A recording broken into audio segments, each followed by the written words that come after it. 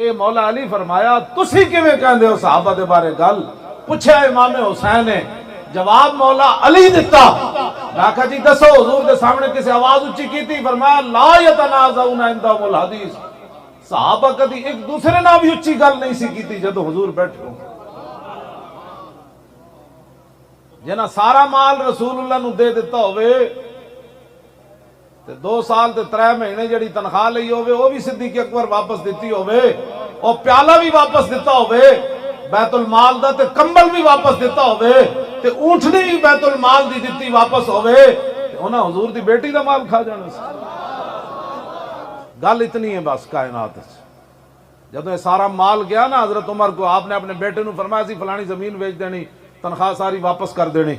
जब सारी चीज़ां गई हजरत उमर रो पैसन। फरमाया सिद्दीक तुसी ते जा रहे हो, कम बड़ा औखा करके जा रहे हो, ये बाद किने प्याले वापस कर